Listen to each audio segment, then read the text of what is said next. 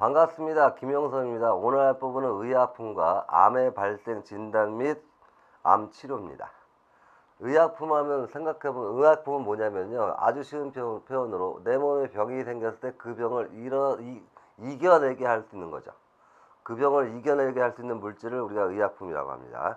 그 의약품은 두 가지 종류가 있어요. 천연과 합성 의약품이 있습니다.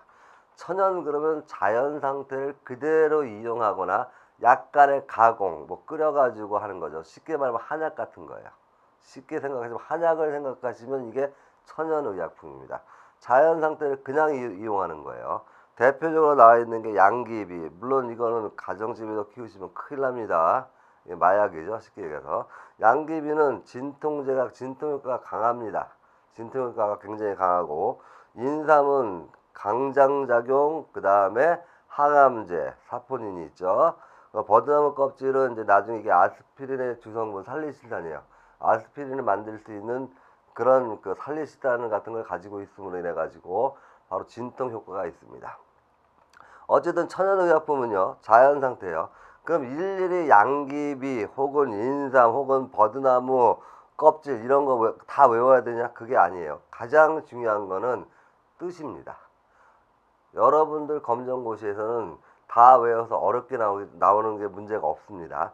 뜻만 알아두시고 이건 이거구나 정도까지만 아시면은 충분히 풀 수 있습니다. 그러니까 천연의약품은 천연 상태다라는 게 가장 중요하고요.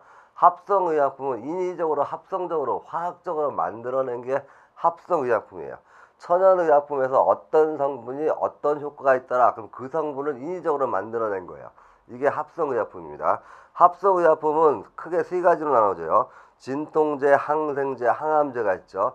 뜻만 하시면 됩니다. 종류는 그냥 보시고 이런 게 있네 라고 생각하시면 돼요. 진통제라는 건 통증을 완화시켜 주는 겁니다.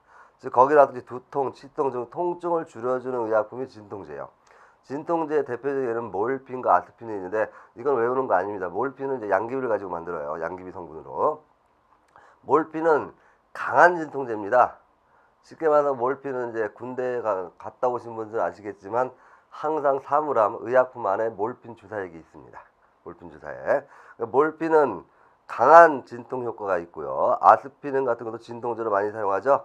버드나 껍질에 있는 살리실산이라는 성분을 이용하는 건데 그게 좀 속쓰린 매스꺼움이 있거든요. 그걸 좀 더 완화시킵니다.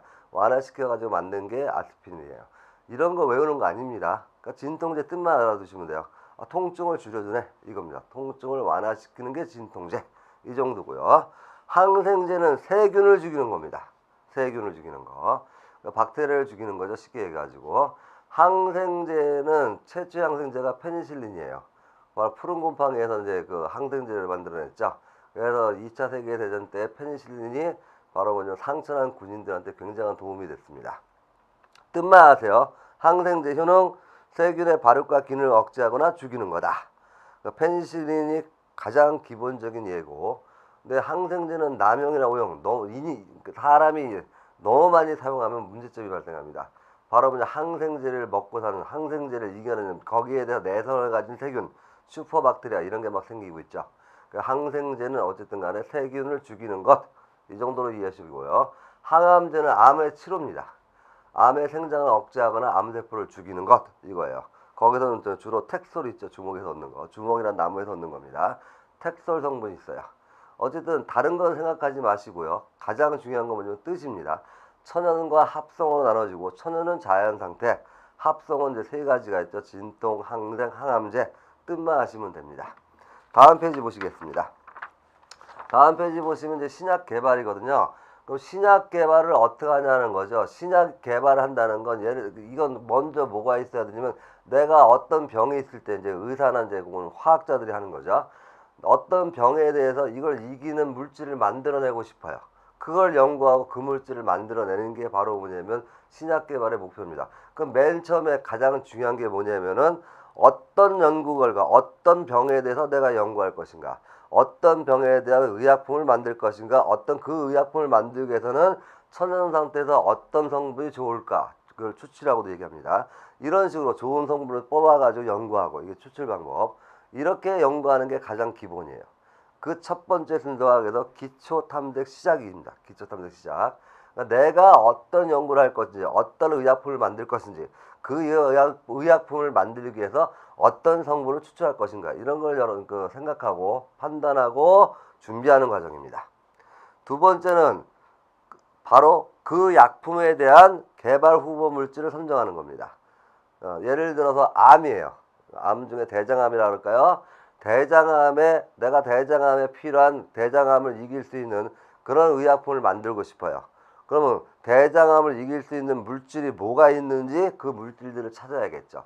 처음에 대장암을 이길 수 있는 물질을 만들겠다는 기초 탐색을 시작하고, 그 물질을 대장암이라는 걸 대장암에 대한 이겨낼 수 있고 대장암을 고칠 수 있는 그런 약품을 찾아내야겠죠.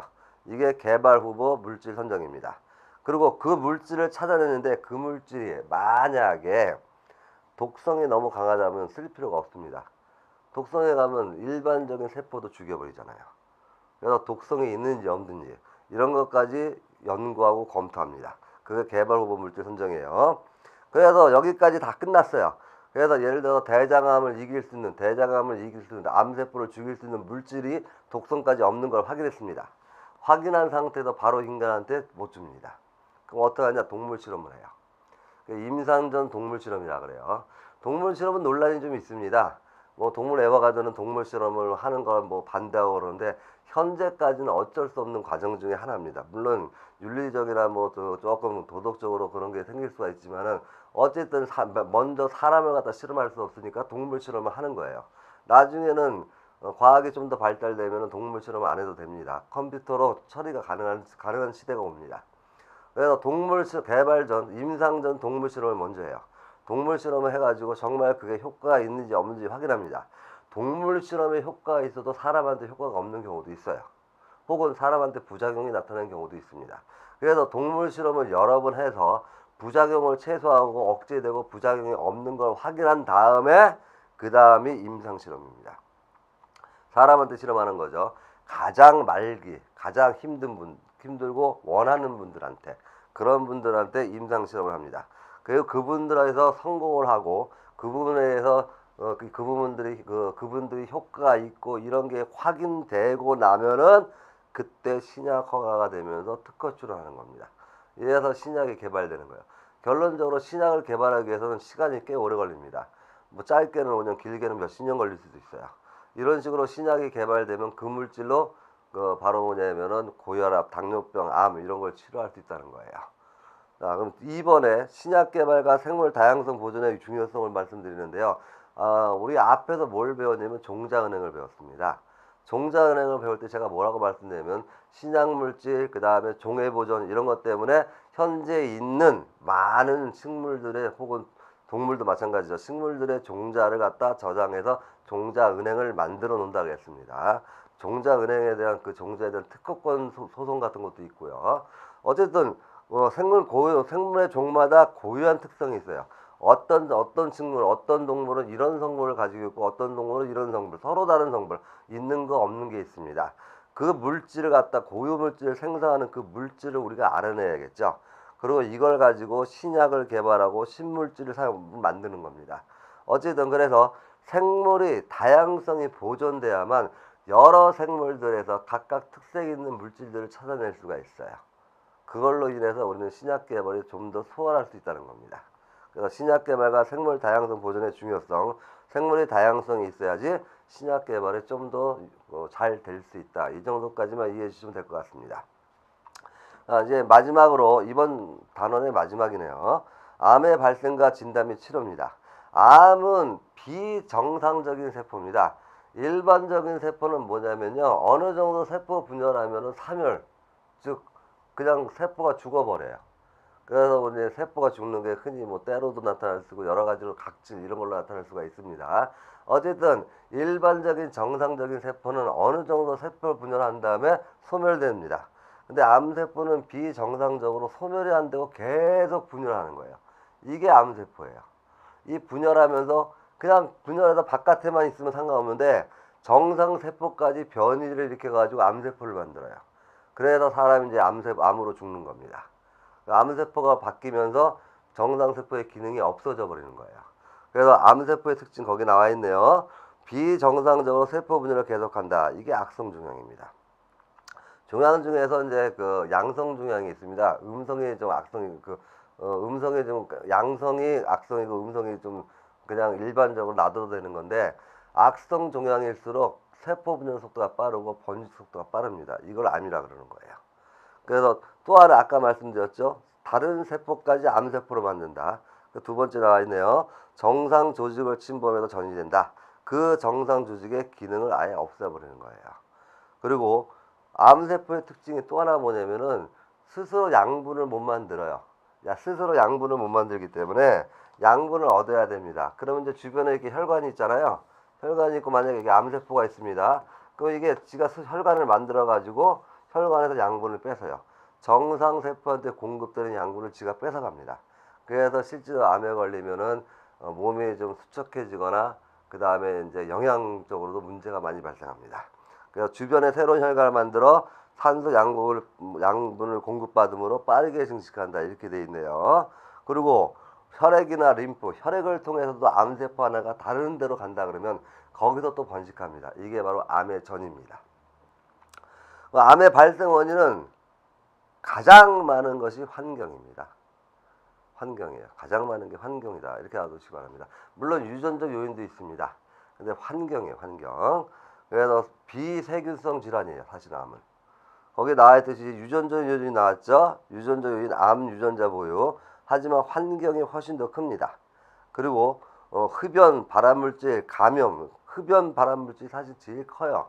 물론 감염, 그 다음에 방사선, 바이러스, 세균 이런 것도 유전자지만 바이러스, 세균 이런 것도 있지만은 실질적으로 환경적인 흡연 발암 물질이 가장 큽니다. 그다음 식습관, 스트레스 이런 게 가장 크다는 걸 말씀드릴 수 있어요. 그래서 거기 나왔듯이 환경적 요인이 크다라는 정도까지 알아두시면 되고요. 암의 진단 방법은 여러 가지입니다. 그 앞에서 우리가 MRI 배웠죠, 펫도 배웠죠, 혹은 피 검사, 종양자 검사, 종양표시자 검사 이런 거 기타 등 여러 가지 방법으로 우리가 암을 검사할 수 있습니다. 암을 진단할 수 있어요. 첫 번째가 이제 조직 진단입니다. 위 내시경 해가지고 혹은 대장 내시경 절제해가지고 이게 암인지 아닌지 우리가 볼 수가 있죠. 조직 검사하는 거예요. 내시경 검사, 초음파 검사, 방사선 검사. 방사선 검사 앞에서 배웠죠. 뭐 엑선이라든지 CT든지 펫이라든지 뭐 혹은 MRI라든지 이런 걸로 합니다. 그리고 종양 표시자 검사 이런 기타 등등 여러 가지 방법으로 암을 우리가 진단할 수 있다. 이렇게 말씀드릴 수 있습니다. 다음 페이지 보시겠습니다. 암의 치료 방법이 있는데요. 암의 치료 방법은 이제 일반적으로 옛날부터 했던 방법이 가장 큰 했던 방법 중에 가장 첫 번째가 수술입니다. 그러니까 암 있는 부위를 잘라내는 거죠, 뭐 그냥 수술은. 그래서 수술요법 종양과 암세포를 제거하는데 실질적으로 수술은요. 만약에 이제 예를 들어 가지고 우리 몸에 세포가 이렇게 있을 때 요 부분만 그게 암이다 그러면 한 이만큼 떼어내겠죠. 왜요? 암세포가 전이가 된다고 했죠. 전이되는 걸 생각해서 더 많은 정상세포까지 떼어냅니다. 그러니까 좀 정상세포가 좀 쉽게 많이 파괴가 되는 그런 후유증 같은 게 있을 수가 있죠. 그 방사선 치료가 있습니다. 방사선 해가지고 암세포를 죽이는 건데 방사선도요 사실은 많이 맞으면 안 됩니다. 방사선을 너무 많이 맞으면은 세포 내 유전자가 변이가 생길 수가 있어요. 또 방사선 역시 마찬가지로 우리 몸에 축적돼 가지고 병이 생길 수가 있습니다. 그래서 방사선 치료도 가급적이면은 정상인들은 뭐 엑선도 보통 6개월에 한 번, 1년에 한 번씩 찍잖아요. 방사선도 많이 찌면 찔수록 우리 몸의 정상세포가 많이 파괴되고 변이가 일어날 수 있습니다. 그 다음에 항암 화학요법인데 항암제 투여거든요. 문제 이 일반적 치료 방법의 가장 큰 단점이 뭐냐면요. 가장 큰 단점이 다른 일반 조직세포까지도 죽일 수가 있다는 게 단점이에요, 사실은. 그래서 항암 화학요법, 항암제 투여, 항암제를 너무 많이 맞으면 머리카락이 빠질 수도 있죠. 네, 이런 식으로요. 그래서 다른 정상세포까지 영향을 준다는 게 좀 문제점입니다. 그리고 거기 다니클로항체나 이런데 거기 나왔죠. 엽산에 항암제를 투여하면 암세포만 집중적으로 이게 바로 뭐냐면 생명공학적 치료예요. 그건 다음에서 뒤에서 한번 설명드리겠습니다. 좀 이따가 조혈묘 이식이라는 얘기는 뭐냐면요. 암 환자 세포의 조혈묘를 제거하고 새로운 조혈묘를 이식하는 거예요. 이런 게 조혈묘 이식, 조혈모 세포 이식 이 정도까지가 일반적 치료라는 거 알아두시고 생명공학적 치료. 그러면 아까 이게 일반적 치료는 뭐라고요? 암세포 외에 정상세포까지 피해를 볼 수 있다 이거예요. 근데 생명공학적 치료는 암세포만 죽이는 겁니다. 쉽게 말해서 정상세포는 보존한다는 거죠. 그래서 요즘은 생명공학적 치료를 많이 연구하고 그쪽으로 가고 있습니다. 유전자 치료가 있네요. 유전자 치료는 뭐냐면은 암세포를 죽일 수 있는 유전자, 그걸 치사 유전자라고 합니다. 이 치사 유전자를 암세포에 주입하면 암세포가 그냥 죽어버리는 거예요. 그래서 이제 암세포를 사멸시키는 유전자 치료가 있고, 단일 컬러 항체라는 건 그 암세포에만 작용하는 거예요. 정상세포에는 전혀 작용하지 않다가 암세포를 만나면 암세포에만 작용하는 것이 단일 컬러 항체 이용입니다. 그리고 엽산은 우리 몸에 많거든요. 엽산. 그리고 또 하나, 암세포는 엽산을 되게 좋아해요.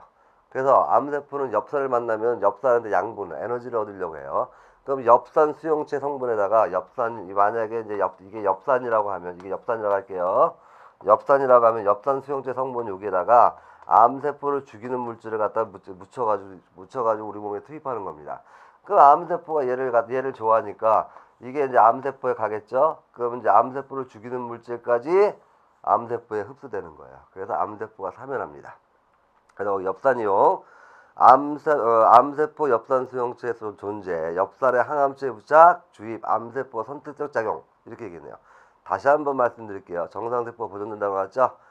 일반적인 치료요법과 생명공학적 치료요법의 차이점을 알아두시면 됩니다. 무슨 뭐 수술요법, 방사선, 항암, 유전자 치료, 단일 콜론, 엽산 이런 거 다 빼놔도 좋습니다. 그냥 의미만 아시면 되니까요.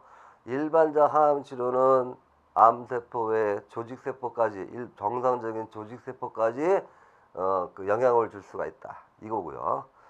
생명공학적 치료는 정상세포는 보존하면서 암세포만 치료할 수 있다. 그럼 자연적으로 앞으로 의학은 생명공학적 치료로 간다는 겁니다. 그 정도까지 이해해 주시면 되겠네요. 확인 문제 보시겠습니다.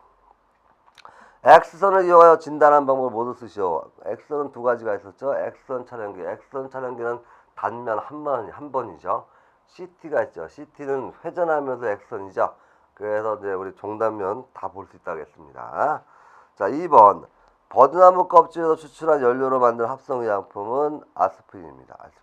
아스피린 정도는 좀 나올 가능성이 있죠. 문제에서. 3번. 비정상적으로 세포 분열하여 다른 조직에 침투하는 악성 종양을 무엇이라고 하는가? 암이라고 하죠. 암. 여기까지 해가지고 지금 이제 건강과 기술, 인류의 건강 쪽을 단원을 마쳤습니다. 다음 시간에는 이 단원 전체 실력평가를 풀 건데요. 이제 마지막 단원 남았습니다. 실력평가 위에. 여기까지 쭉 따라오시면서 공부하시라고 굉장히 힘드셨지만 조금 더 힘을 내셔가지고 여러분한테 도움이 되고 검정고시 과학의 점수, 즉 검정고시 과학을 꼭 패스하길 바랍니다. 다음 시간에 뵙겠습니다. 감사합니다.